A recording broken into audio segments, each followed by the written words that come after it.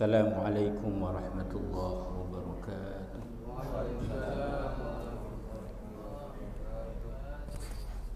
Bismillahirrahmanirrahim. Alhamdulillahi rabbil alamin wa bihi nasta'inu ala umurid dunya waddin.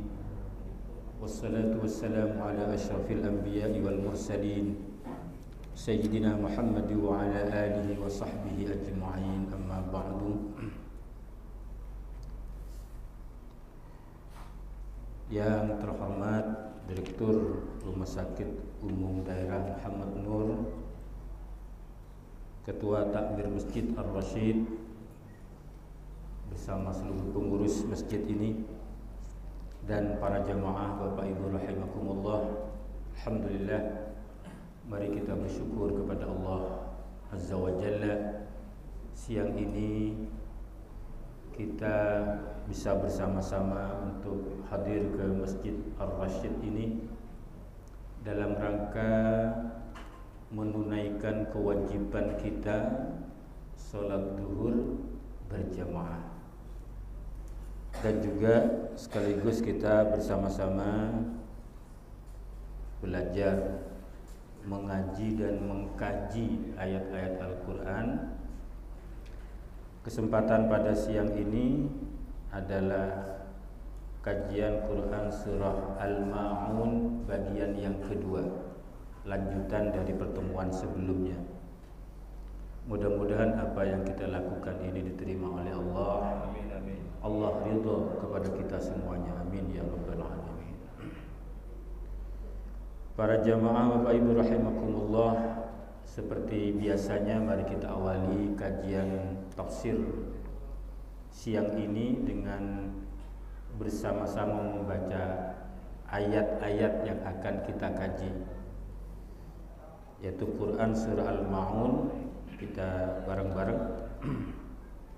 A'udzu billahi minasy syaithanir rajim. Bismillahirrahmanirrahim. Ara'aita alladhi yukadzibu bid-din, fadzalika alladhi yad'ul yatim wa la yahuddu ala ta'amil miskin, fawailul lil musallin alladhina hum an salatihim sahun alladhina hum yura'un wa yamna'un al-ma'un. Sadaqallahul azim.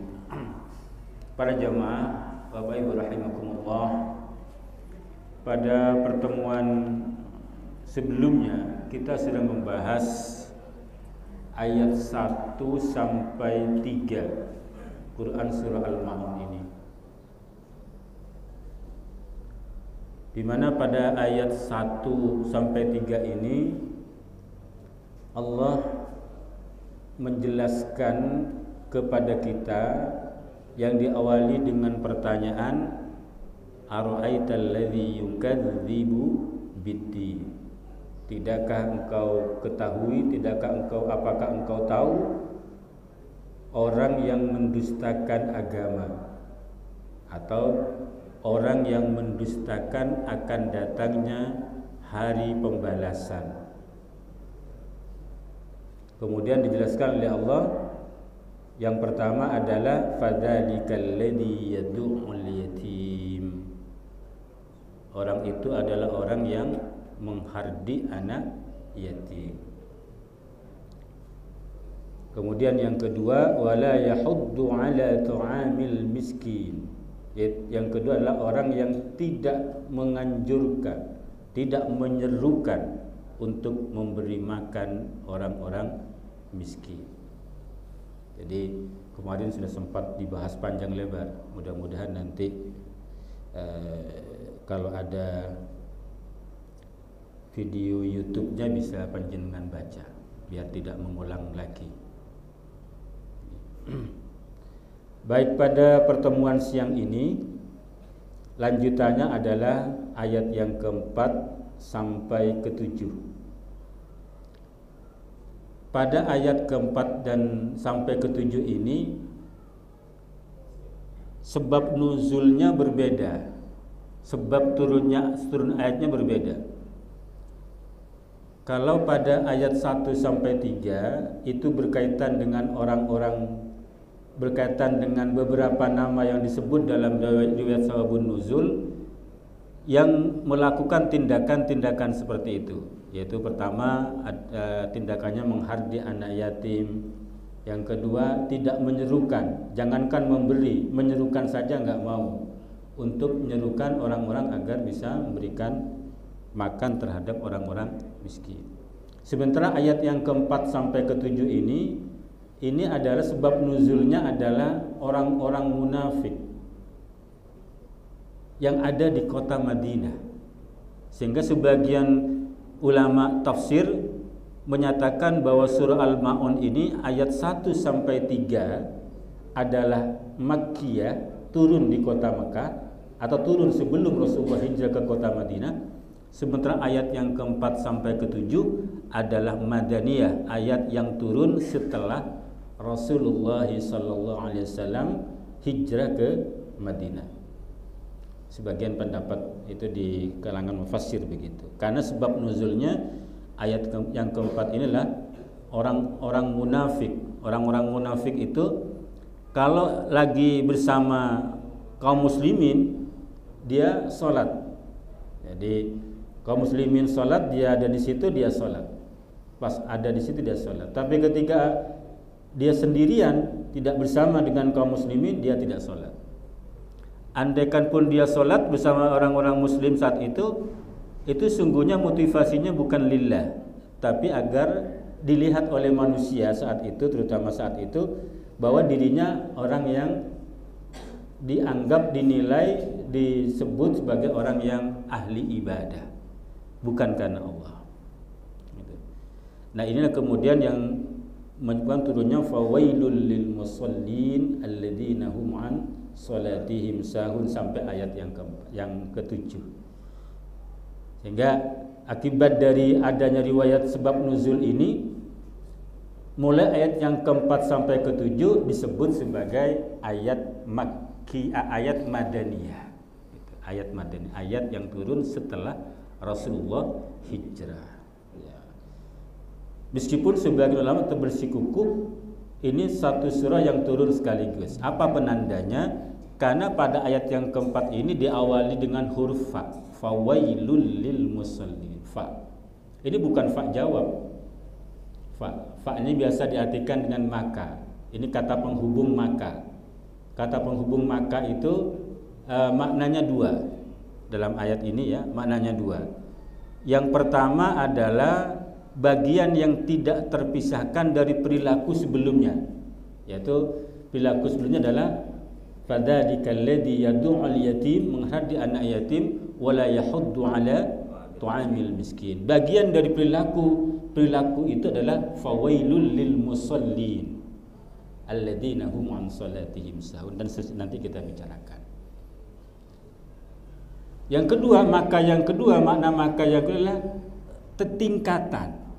Kalau sebelumnya hanya berkaitan dengan soal dunia, dia tidak mau memberi, katakanlah yang disebutkan dalam sebab nuzulnya, tidak mau berbagi daging unta.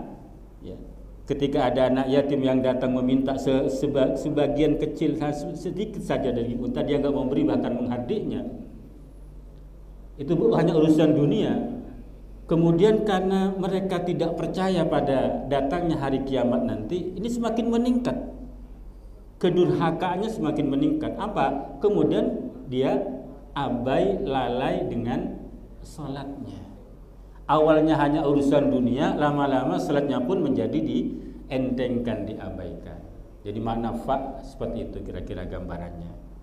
Sehingga karena ini diawali dengan mana huruf fa wailul lil musallin, maka sebagian mufassir bersikukuh bahwa surat ini sungguhnya turun sekaligus, sama-sama Makkiyah, sebelum Nabi hijrah ke Madinah. Lantas kenapa ada perbedaan itu? Ya biasa saja kemudian ada disebut dengan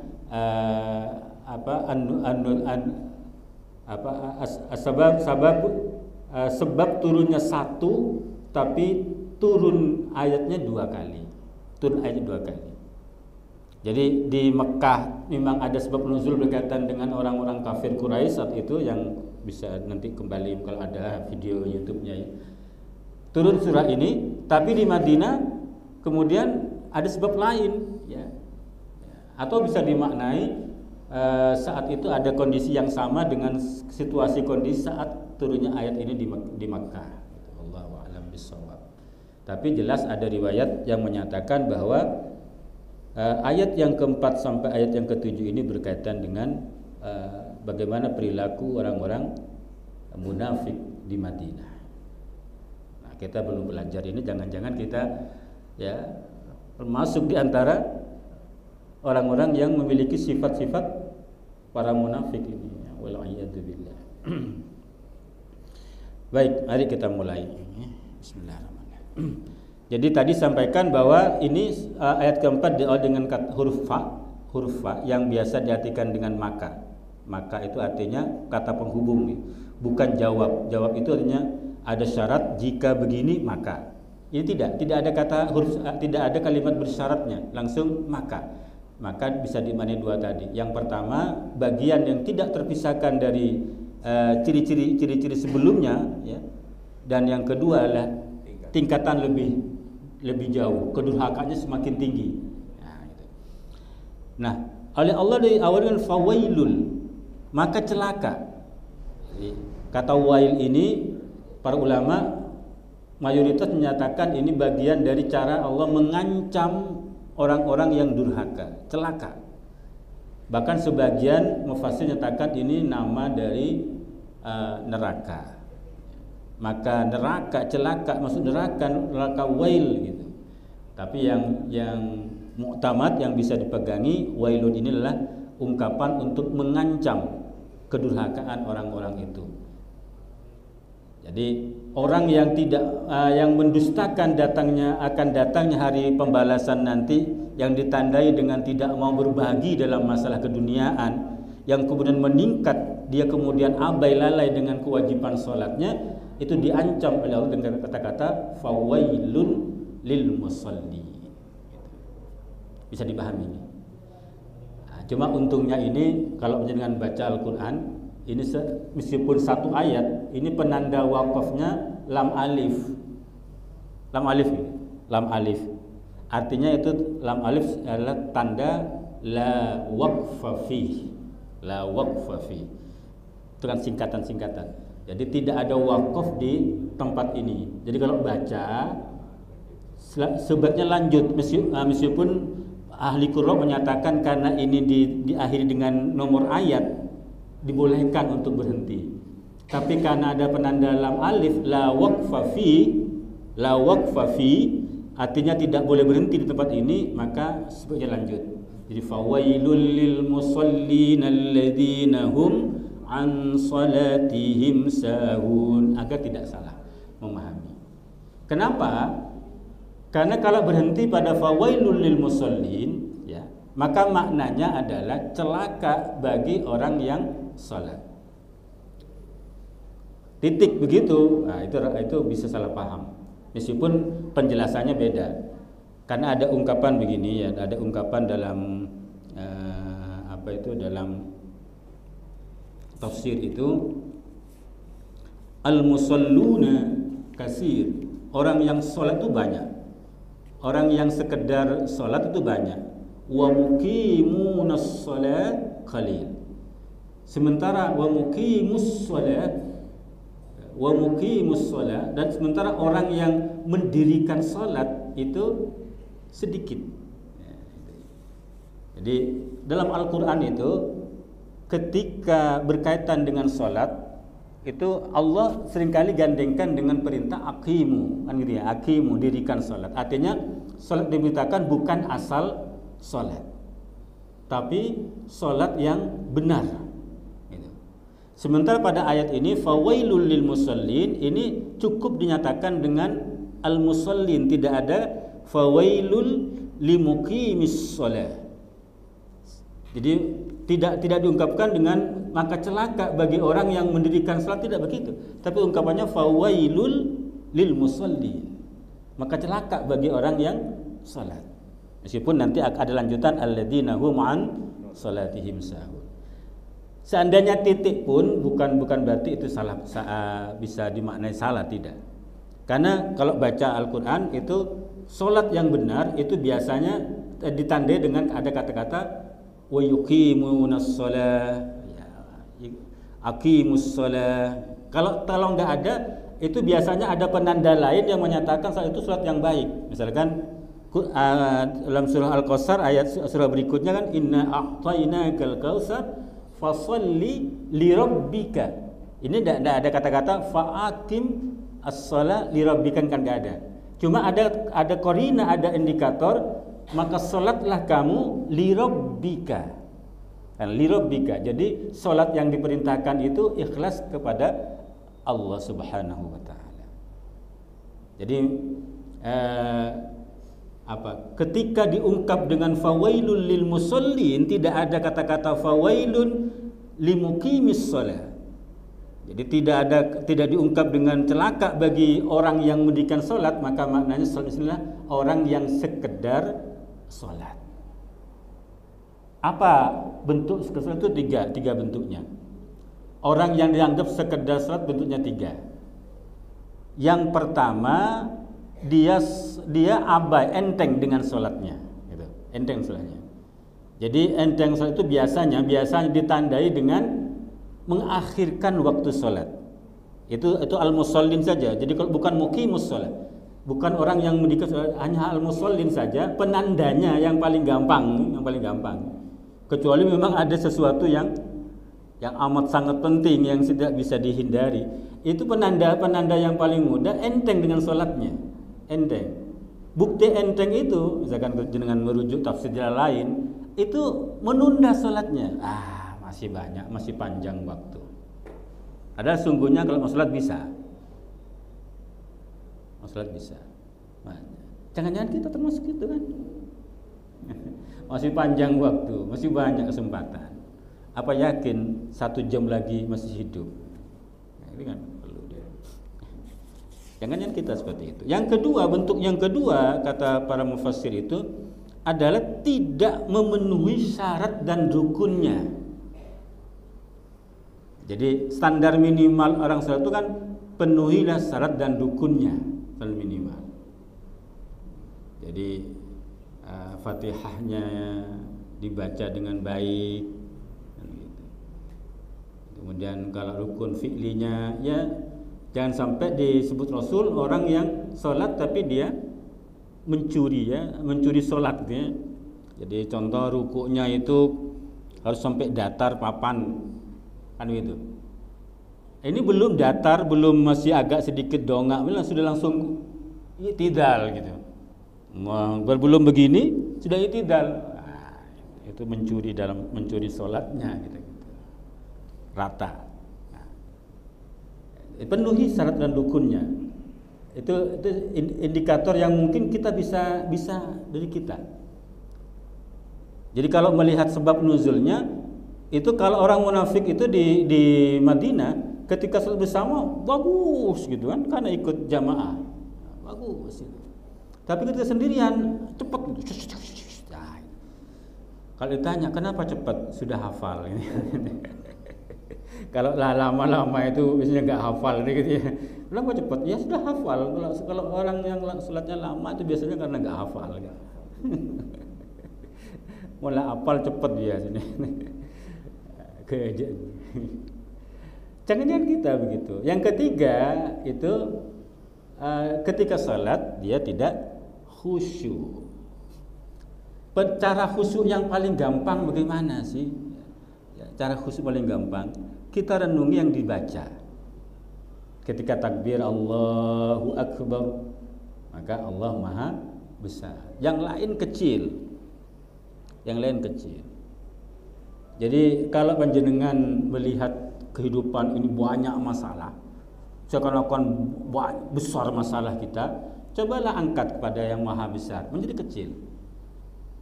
Ini rumah ini, masjid ini, rumah sakit ini besar, karena kita berada di sini, tidak naik ke atas. Ketika naik ke atas, naik pesawat saja sudah kecil, bahkan tidak kelihatan.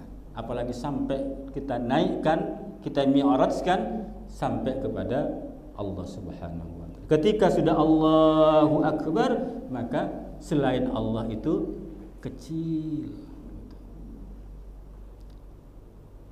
Bahkan bersyukur Pak Bu yang jenengan lagi diuji, keluarganya sakit. Karena itu cara Allah untuk meniadakan siksaan akhirat.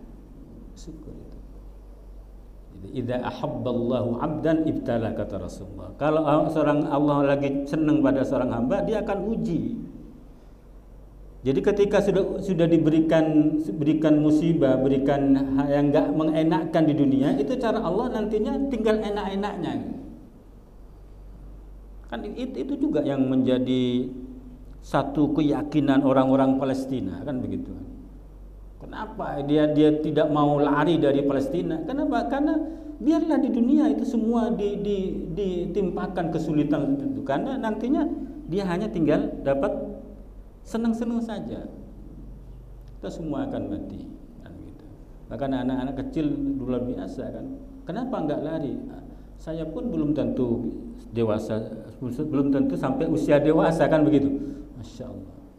Artinya memang syahid itu ditunggu di sana, ditunggu. Masya Allah. Allahumma mansur man nasaraddin. Allahumma mansur man nasaraddin. Baik, kembali pada pokok soal. Nanti ke sana larinya macam-macam. Jadi para jamaah Bapak Ibu rahimakumullah, kalau panjenengan baca Al-Qur'an ada kata-kata salat tapi tidak diikuti, tidak diiri dengan aqimu atau yuqimunas shalah, aqimus shalah, itu maknanya salat yang sekedar asal salat, kecuali ada indikator lain, seperti halnya pada ayat ini, fawailul lil musallin, ya, bukan fawailul limuqimis shalah.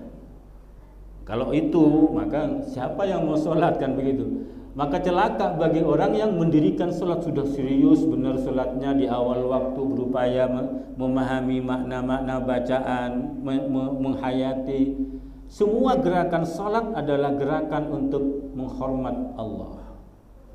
Orang menghormat itu bisa dengan angkat tangan, bisa berdiri, bisa membungkuk, bahkan yang paling ekstrim dengan cara sujud. Bentuk penghormatan paling ekstrim dengan cara kita semuanya haturkan kepada Allah.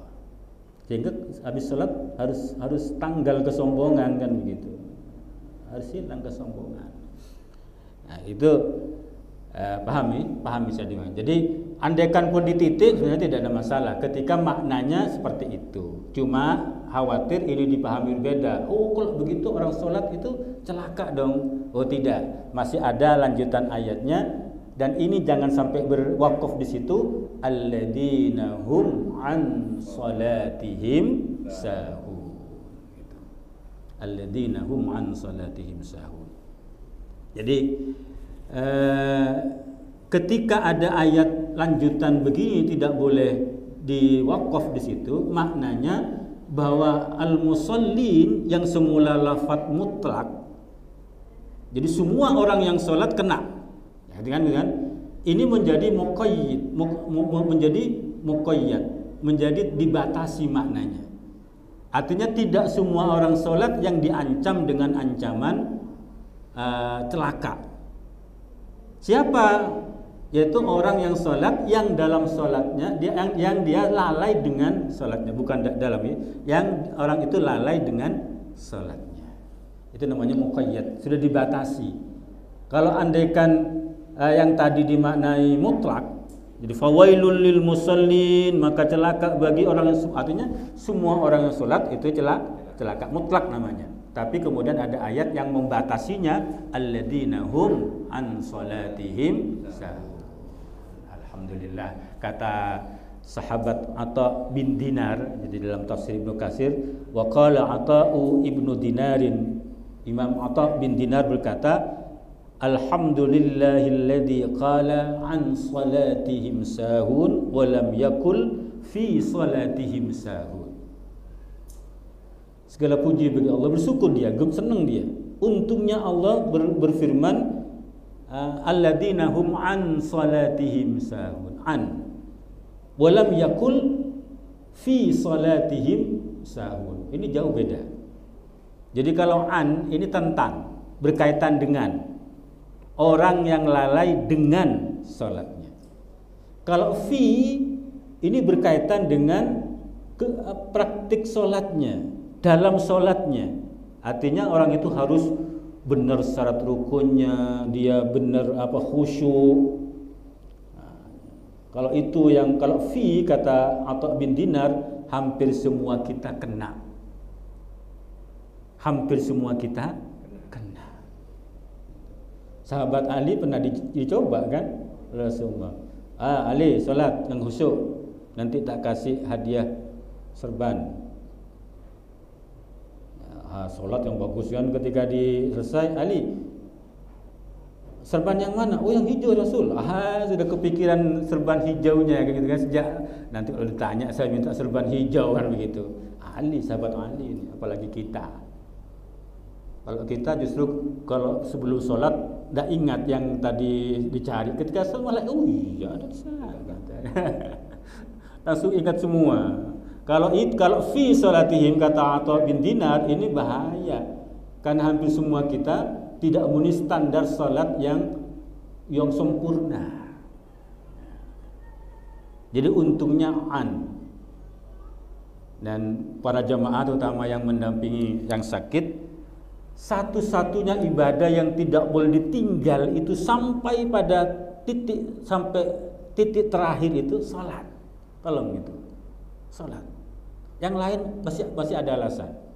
Selama akalnya masih bisa berfungsi, kalau keluarga jenengan sakit, itu wajib salat. Wajib salat. Tolong bantu kasihan, karena itu tidak bisa diganti dengan dikodok oleh keluarganya, tidak bisa. Kalau puasa bisa. Kalau kewajiban lain masih ada alasan. Tidak ada alasan. Sehingga Imam Asy-Syafi'i itu memberikan satu jalan keluar bagi orang yang sakit, yang tidak mungkin dia memenuhi syarat-syarat untuk sholat. Jadi daimul hadas, senantiasa hadas, ada najisnya, mungkin sulit untuk ambil wudu, kan gitu ya. Jadi sulit ambil wudu karena lagi banyak selang-selang, banyak darah, banyak yang najis ya, mungkin bekas kencing, tidak sulit, itu yang disebut dengan salat li hurmatil waqti. Salat li hurmatil waqti. Kalau tidak memenuhi syarat salat karena ada alasan tertentu, tidak mungkin dia memenuhi syarat itu, maka salatlah li hurmatil waqti. Apa maknanya? Dia tetap salat meskipun tidak terpenuhi semua syarat salat, semampu dia. Tapi nanti kalau sudah sehat, sembuh, diqadha. Sehingga dia tidak berdosa. Andaikan, mohon maaf, karena tidak ada yang tahu, andaikan saudara kita, keluarga kita yang lagi sakit itu meninggal pada saat sakitnya, dia tidak dinyatakan bagian dari ayat ini. Ya fawailul lil musallin alladzina hum an salatihim sahun. Hati-hati, karena hanya sholat yang diperintahkan, tidak ada alasan untuk tidak sholat. Sampai pada perang itu, situasi perang wajib sholat, yang kemudian diberi nama dengan sholat khauf. Sholat khauf kan, sholat khauf itu sholat dalam kondisi yang mengkhawatirkan. Kalau berjamaah dibagi dua, jadi satu bagian menghadap ke belakang, jaga-jaga dengan tenteng senjata, satu bagian ikut imam, kan gitu salat khauf gitu. Ya nanti aja cerita kalau caranya gimana nanti kalau ada perang, jangan sekarang. Takut kemana-mana ini pembicaraan. Kalau mau berangkat jangan. Ya, tidak perlu ya, karena kita tidak tahu medan, apalagi bukan orang yang terlatih. Jangan-jangan belum masuk Palestina sudah kena dor duluan. Bantu aja yang bisa itu bantu. Apa? Kebetulan karena saya yang diminta wawancara ya di atas sebagai pengurus MUI Pamekasan, saya sudah menyuarakan. Kalaulah kita tidak bisa membantu materi terhadap warga Palestina karena juga kita terbatas, minimal kita tidak mendukung Israel. Kan begitu? Apa di antara bentuk yang kita tidak bisa lakukan adalah boikot produk Israel. Itu luar biasa. Kalau ini jangan banyak hujah lah mari. Kalau masih bisa ada alternatif itu silakan pakai yang lain. Tapi itu tidak menghilangkan kehalalannya. Mohon maaf, saya sampaikan ke media itu ke wartawan. Tidak menghilangkan kehalalannya, mohon maaf itu. Yang dilarang, yang diharamkan di fatwa itu ta'awun alal ismi wal udwan. Prinsip Islam itu ta'awanu alal birri wat taqwa wa la ta'awanu alal ismi wal udwan. Yang diharamkan itu ketika kita membeli produk-produk Israel, boleh jadi keuntungannya itu dibelikan oleh Israel peluru-peluru yang menghantam saudara kita di Palestina. Kan bisa jadi. Lemahkan mereka dengan cara memboikot produknya. Kalau ada penggantinya, kalau nggak ada, ya gimana lagi? Apa di antara yang nggak ada? Misalkan Google gitu, Google, Instagram itu. Kalau Aqua banyak. Aqua kalau air mineral, ayo. Pondok pesantren banyak Pak yang sedang produksi. Pesantren banyak. Ormas Islam banyak yang produksi. Udah banyak. Nusaku ada, di Muhammadiyah ada. Hampir semua pondok pesantren besar punya ini air mineral ini. Macam-macam masalah. Dengan kalau bisa malah itu di samping tidak membeli produk Israel, kita malah membantu membesarkan pondok-pondok pesantren kita. Kalau bicara ini pas semangat, kayak mau suruh mangkat kita bengal nih kata takut setor nyawa. Allahumma sholli ala Muhammad. Jadi para jamaah Bapak Ibu rahimakumullah, ayo hal penting ya. Jadi di antara makna fawailul lil musallin alladzina hum an salatihim sahun, saya bacakan ini. Ibnu Abbas, menurut beliau Ibnu Abbas ya, orang yang sudah berkewajiban sholat namun mereka melalaikannya. Siapa yang wajib sholat? Itu mukallaf. Selama dia dewasa dan berakal sehat, dia wajib sholat. Akil baligh kan gitu. Selama itu, kecuali sudah akal sudah tidak berfungsi baik atau pingsan, mohon maaf bagi saudara-saudara kita yang lagi sakit di rumah sakit ini, mudah-mudahan segera disembuhkan, atau pingsan tidak berdosa ketika dia nggak salat karena akalnya tidak berfungsi. Yang kedua, itu banyak sekali yang memahami ini, orang yang mengerjakan sholat bukan pada waktunya. Ini seringkali yang disebut dengan bukan pada waktunya itu fi awwali waktiha. Kan sallu ala waktiha, syarahnya sallu fi awwali waktiha. Dalam hadis kan sallu ala waktiha, salat kalian di waktunya. Itu jangan dipahami, oh kan waktunya masih panjang, nanti aja kan sama-sama mengamalkan hadis ini. Tidak, syarahnya itu sallu ala awwali waktiha, salat di awal waktunya. Meskipun tetap ada kebolehan, itu perintah hadisnya kan. Jadi waktu sholat ada waktu jawas, waktu utama ada waktu jawas, ada waktu makruh kan begitu. Mohon nanti didalami lagi lah, ada kawan-kawan sini mungkin. Kemudian Atha bin Dinar tadi yang sebutkan tadi, maknanya adalah orang yang menunda-nunda sholatnya. Sebenarnya bisa, tapi tidak segera. Yang paling sering kalau biasa sholat isya ini tidak sempat karena ada kegiatan, itu berat rasanya sholat isya. Padahal ada apa dulu? Biasa jamaah di awal waktu, ada kegiatan apa gitu. Tidak jamaah. Ini mau sholat sendirian berat itu. Kemudian kata Imam As-Suyuti adalah maknanya la ghafiluna yuakhirunaha an waqtiha. Jadi termasuk fawailul lil musallin alladzina hum an salatihim sahun, orang yang mengakhirkan pelaksanaan salatnya. Memang masih di waktunya tapi di akhir-akhir. Duhur menjelang asar, asarnya menjelang maghrib. Jadi di akhir-akhir gitu. Saya sering guyon karena sarip asarnya lanjut maghrib dengan cerita yang berbunga-bunga pada anaknya, nak mon ko nak sabtu nak hujung dah dua bekto tak turun sajadah. Enggak tahunya apa, asar sudah mepet maghrib. Habis asar likum langsung adzan, langsung maghrib. Benar memang tidak turun dua waktu antara asar dan maghrib.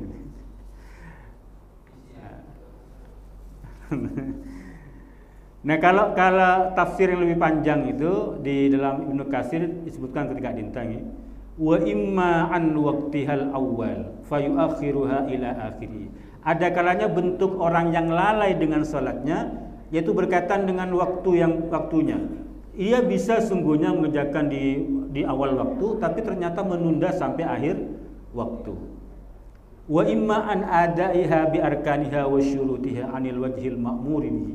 Ada kalanya disebut orang yang enteng pada salatnya, abai, itu berkaitan dengan syarat dan rukunnya. Enteng berkaitan dengan syarat dan rukunnya.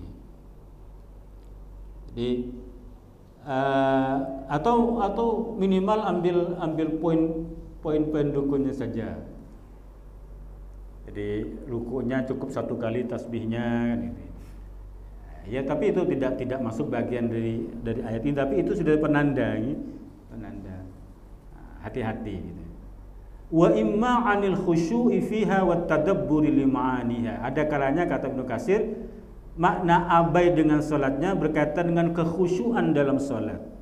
Wat tadabbur dan perenungan li ma'aniha dengan makna-makna yang dalam salat itu baik bacaan maupun gerakan. Kita sejak awal itu semua pasrah pada Allah. Allahu Akbar, al-iftitah, misalkan iftitah baca inna salati wa nusuki wa mahyaya wa mamati lillahi rabbil alamin. Wajjahtu wajhiya lilladzi fataras samawati wal ard. Kami hadapkan diriku. Banyak sekali kan doa-doa iftitah itu. Semuanya untuk ibadah hanya untuk Allah. Bismillahirrahmanirrahim. Alhamdulillahirabbil alamin. Ini mungkin diputar lagi YouTube-nya. Ketika kita baca alhamdulillahirabbil alamin, seharusnya rontok semua pengakuan akan baiknya diri kita, karena segala puji itu hanya milik Allah. Enggak boleh lagi ada kesombongan. Karena itu sudah ikrar alhamdulillah, segala puji milik Allah. Artinya diri kita tidak ada yang bisa dipuji. Karena kita ini semuanya dianugerahi oleh Allah. Dan seterusnya, itu makna-makna gitu. Sampai kepada tujuan kenapa salat. Jadi orang salat yang benar itu berupaya semaksimal mungkin untuk bisa menghindari dari perbuatan fahsya dan mungkar. Semoga ini beri kekuatan di Allah. Amin. Ayat berikutnya ini alladzina hum yuraun. Jadi ini penanda juga orang yang disebut celaka oleh Allah itu mereka yang riya. Dalam tafsir Ibnu Jalal lain, baik dalam salat maupun di luar salat. Beliau nyatakan itu. Jadi riya beribadah hanya biar dilihat baik oleh manusia. Yuraun, kata ro'a dimaknai bina majhul, yuraun agar bisa diperhatikan, dilihat baik oleh manusia. Itu riya. Baik salat maupun di luar salat. Jadi hati-hati Bapak Ibu, memang ada kalanya kita perlu menampakkan kegiatan baik kita, amal soleh kita agar menjadi syiar. Tapi kalau kita tidak kuat terhadap hati ini mudah sekali dari asalnya sekedar untuk mengajak orang lain agar melakukan hal yang sama, syiar namanya, kemudian menjadi riya, lebih baik disembunyikan. Lebih baik disembunyikan. Gitu. Kalau bisa disyiarkan boleh. Tapi ketika kita khawatir malah jatuh pada riya, lebih baik disembunyikan. Riya ini disebut dengan syirik khafi. Syirik khafi. Syirik khafi. Jadi ketika kita masih ingin dipuji oleh selain Allah, itu sesungguhnya syirik. Tapi karena kita masih mengakui Allah sebagai Tuhan kita, maka riya ini disebut dengan syirik khafi. Syirik yang sama. Jadi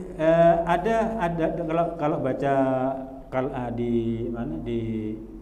pemikiran ahli sufi, ada orang yang sholat ke masjid ini karena dia tidak mau masuk masjid karena takut dilihat orang, jadi ya, enggak usah ke masjid, saya khawatir riya. Jadi dia meninggalkan salat ke masjid karena khawatir dilihat orang, itu justru riya. Justru riya itu. Jadi dia tidak salat ke masjid karena manusia, itu justru riya. Dia sudah meninggalkan salat ke masjid, tidak ke masjid, tidak jamaah, tidak salat di masjid. Itu semua dilakukan karena manusia. Itu riya. Lebih baik salat ke masjid meskipun mungkin masih ada perasaan riya. Kenapa? Minimal satu terbantu. Dia sholat di masjid gitu. Ada orang, saya nggak mau sholat di masjid. Kenapa? Takut dilihat orang. Sudah nggak sholat di masjid, takut dilihat orang. Berarti dia di situ. Dua, tidak sholat di masjid dan riya. Kira-kira pilih yang mana? Sholat saja di masjid. Lama-lama ketika itu menjadi habit, menjadi kebiasaan kita, hilang dengan sendirinya. Mungkin awal-awal dong magi buruan dong maaban. Ya awal-awal biasa. Tapi lama-lama orang mau masjid biasa ke masjid. Lama-lama akan hilang karena sudah menjadi kebiasaan kita. Jadi ketika riya, maka tidak ada nilai dari ibadah yang kita lakukan. Ada orang nggak mau nyumbang, takut riya. Dua kesalahannya, sudah nggak mau nyumbang, nggak mau sedekah, dia riya. Gitu. Lebih baik nyumbang meskipun mungkin hatinya ada perasaan riya. Ada yang mau nyumbang sedikit, kenapa sedikit? Takut riya, takut dilihat orang kalau banyak. Mendingan banyak, nyumbang banyak. Jadi yang namanya yuraun kata tafsir sini macam-macam ya. Yuraun itu pakai fi'il mudhari. Yuraun pakai fi'il mudhari itu maknanya sekarang dan akan datang. Zaman hal, zaman istiqbal. Jadi riya tidak riyanya seseorang itu sungguhnya bisa diukur tidak hanya pada saat itu. Sebaliknya ikhlas dan tidak ikhlasnya itu tidak hanya diukur pada saat itu. Ketika mungkin saat melaksanakan dia tidak ikhlas, ada perasaan ingin dilihat orang, tapi lama-lama hilang menjadi ikhlas itu. Ini bisa dibaca, panjenengan bisa dibaca kalau ini di surah ini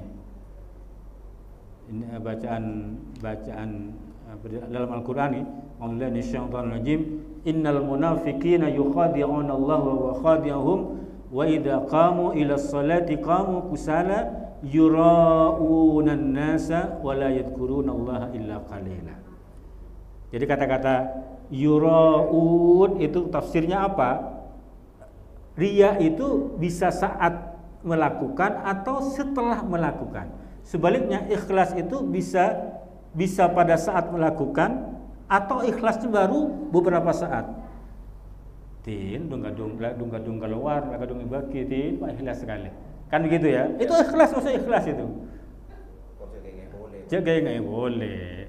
Kadung nyepur 1.000 kota amal. Aduh, 1.000. Cabut enggak bisa. Itu inilah.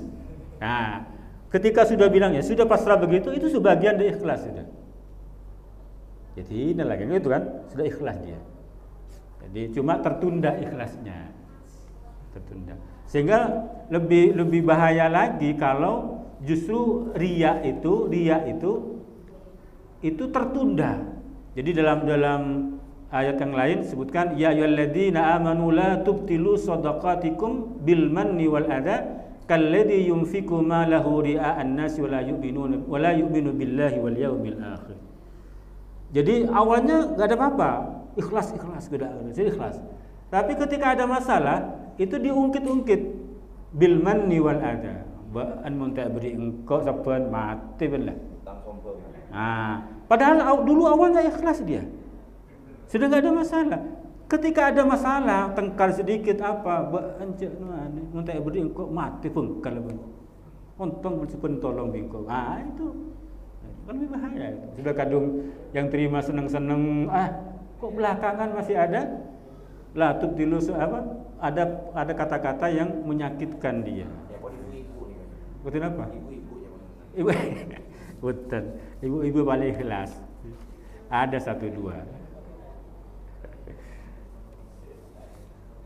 Terakhir, kata yang terakhir ini lagi itu wa yamna'unal ma'un. Jadi orang yang termasuk orang yang diancam celaka oleh Allah, termasuk di antara orang yang mendustakan datangnya hari kiamat, wa yamna'unal ma'un. Orang yang menghalangi pemberian barang, pemberian apa? Bisa bentuknya sedekah, pinjaman atau apa. Al-ma'un kadin itu barang yang berguna. Barang yang berguna. Jadi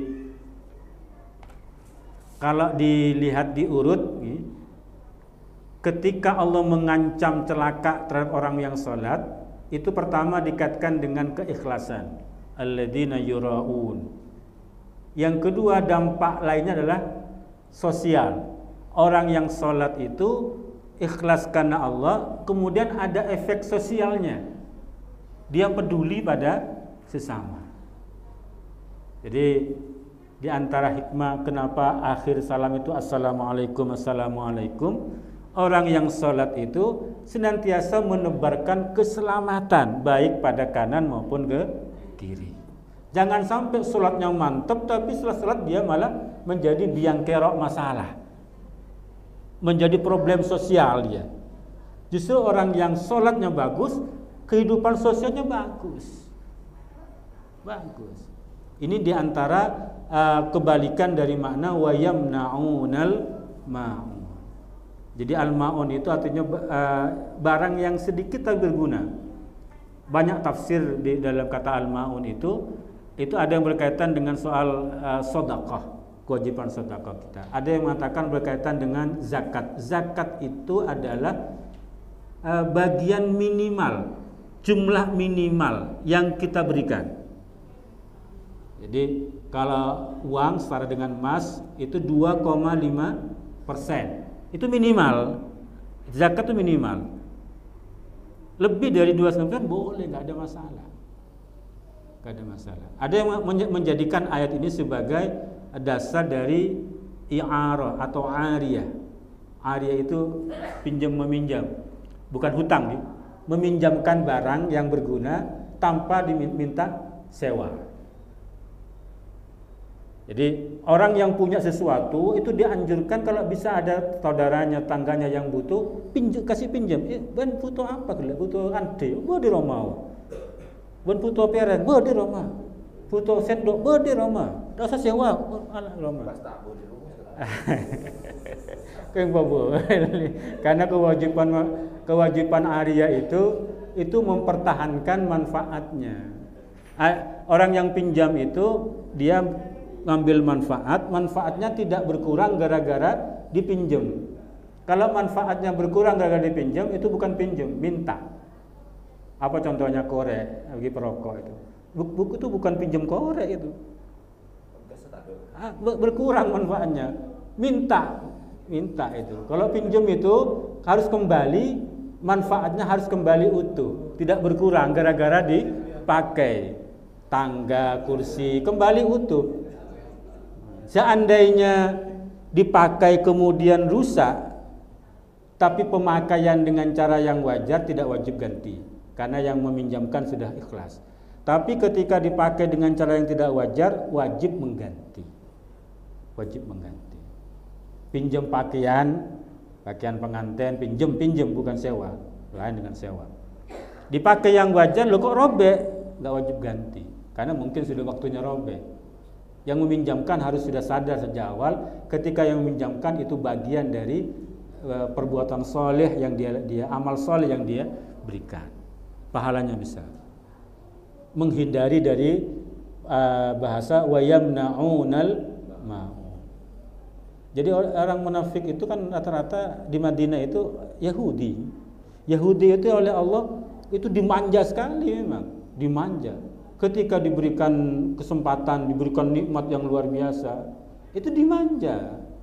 Ketika diselamatkan oleh Allah dari kejaran Firaun, itu kan 600.000 bersama Nabi Musa menyeberangi laut Merah. Ketika di tengah jalan mau menuju Palestina, panas, oleh Allah diberikan berupa mendung. Ketika lapar, oleh Allah dikirimi al-manna wassalwa. Al-manna itu apa? Burung puyuh, bisa di. Ketika enggak ada air, Nabi Musa dengan tongkatnya memukul batu, keluar air. Dimanja sekali oleh Allah. Tapi justru mereka malah ingkar terhadap nikmat Allah sampai menyombongkan diri. Kan janji Allah ini insyaallah dia akan janji Allah yang kedua akan mengusir Yahudi dari negeri Palestina itu akan terjadi insyaallah. Dan itu janji Allah dalam Al-Qur'an. Cuma ketika itu terjadi maka siap-siap bentar lagi akan kiamat. Ada yang memilih mendingan tidak terjadi biar kiamat lebih lama gitu. Takut kiamat, betul itu. Janji Allah sebenarnya itu, bisa baca Al-Isra ayat 4 sampai 7 itu. Takut. Kalau sudah sampai janji Allah pada itu, Yahudi terusir kembali yang kedua dari Palestina. Semula kan Yahudi terusir ketika pada Nabi Musa, mulai dari zaman Yakub, Kanaan ke negeri Kanaan, Palestina sekarang. Berkembang pesat di situ, kemudian sombong sampai nabi-nabi dibunuh kan gitu. Sampai demikian durhakanya, terusir karena ada negara lain, kerajaan lain yang menjajahnya, diusir itu. Kemudian terpencar di berbagai negara, di situ pun berbuat masalah. Sampai kenapa Hitler itu membunuh 6 juta orang Yahudi, karena begitu bencinya Hitler itu. Yang disebut dengan Holocaust itu, Holocaust. Karena bikin masalah ketika menguasai Yahudi, ketika di Jerman itu menguasai ekonomi. Pribumi jadi pembantunya. Majikannya orang Yahudi, sombongnya luar biasa. Hitler yang berada pada posisi itu benci betul, kalau saya jadi pemimpin saya habisi Yahudi itu. Kan langsung ada pembunuhan 6 juta Yahudi. Diusir dari.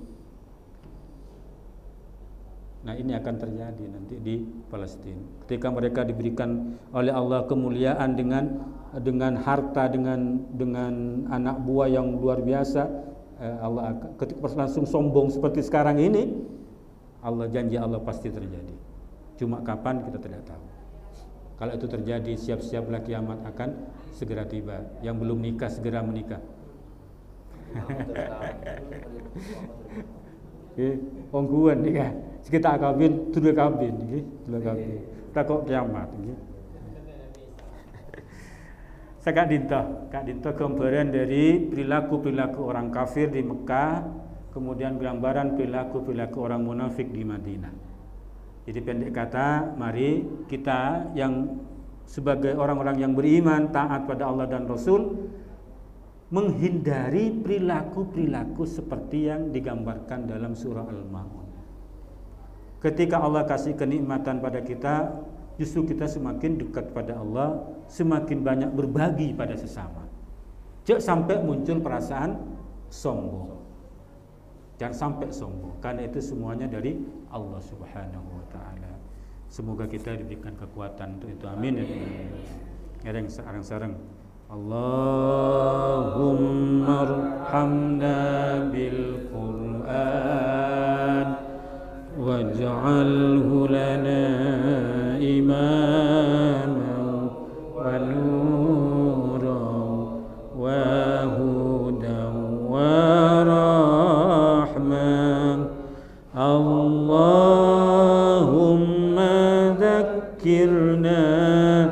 منه ما نسينا وعلمنا منه ما جهلنا وارزقنا تلاوته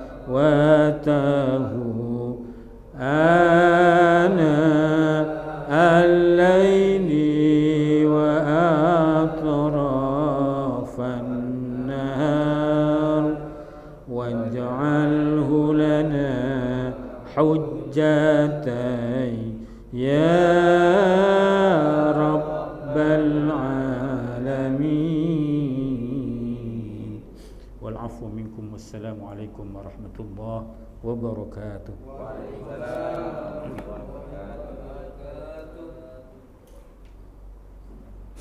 السلام.